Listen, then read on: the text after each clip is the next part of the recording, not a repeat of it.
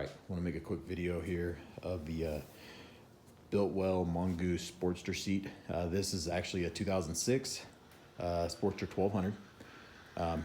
Purchased this seat, basically the look I was going for. Was really looking at the Saddleman step up. This was a cheaper option, so I think the Saddleman was like $450, somewhere in there. This seat, most places I looked at was $229. I ended up getting this one for $209 on eBay. Really happy with the seat overall. Really like the look of it, quality of it. I mean, it's a pretty nice seat. So the only issue that I have with the seat, it was not a pull it out of the box and put it right on the bike. The front tab up here,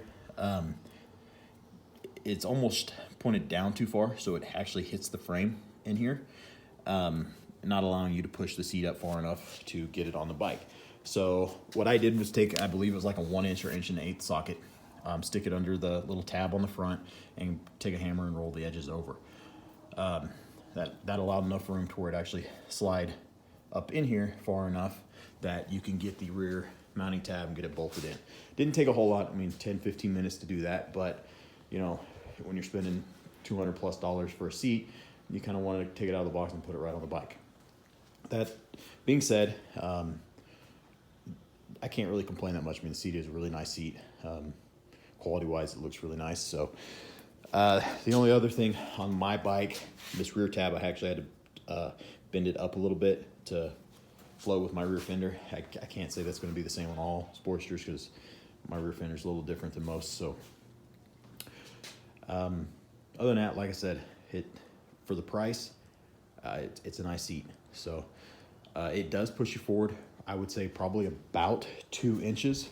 Or at least that's what it feels like to me. It really doesn't push you forward, just doesn't allow you to slide back, I guess.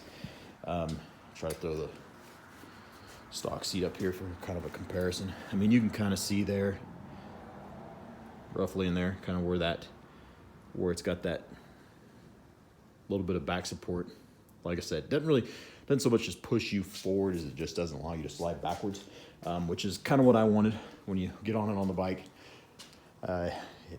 You know, you kind of felt like you were sliding back a little bit, so this keeps your butt planted, and I mean you're stuck in the bike a little better. So overall, really like the seat, like the look. Originally wasn't going for the diamond pattern, had the tuck and roll.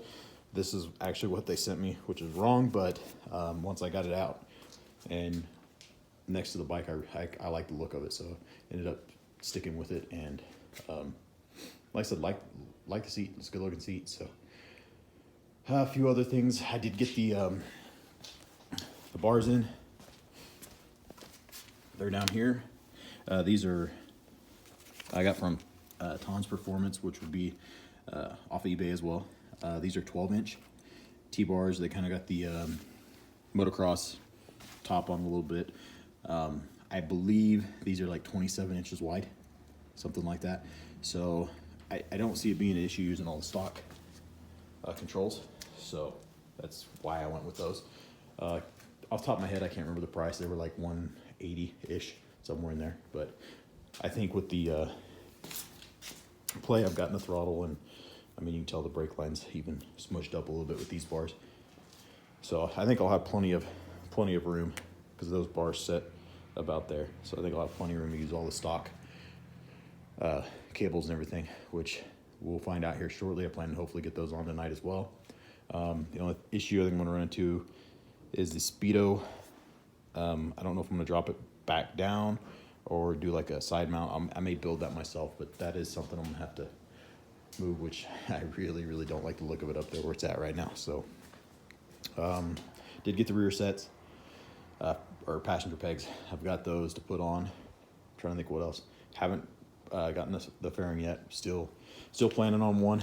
Turn signals, I've got to get these yanked off. The wiring is actually messed up underneath anyway, as well as where I don't know where the covers went. So turn signals, I am going to keep turn signals on the bike.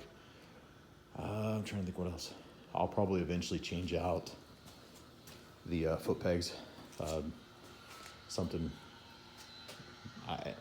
just not a huge fan of the chrome pegs, so But that's kind of the plans for this year before the riding season, to get it where I want it. Next year, or maybe towards the end of this season, I still would like to pull the motor and do like a 1275 kit, the Hammer Performance kit.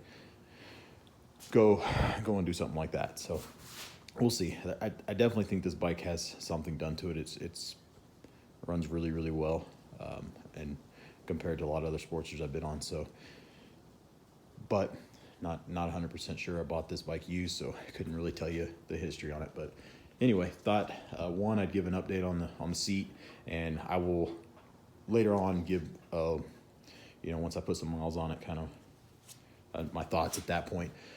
Anybody has any questions or wants to see the seat off, or the underside, that kind of thing, or me putting it on, feel free to comment, and if there's somebody that wants that, I can get that for you. But like I said, really like the seat. First impressions, really love the look. Definitely what I was going for. I think it is definitely a cheap alternative to the Step Up. That being said, don't expect to take it right out of the box and throw it on the bike. I don't know, maybe if you have another style tank, it'll fit a little better. I don't know, but if your bike's set up like mine, you're not going to take it out of the box and just bolt it right on. So anyway, thanks for watching. Feel free to leave comments, and please subscribe.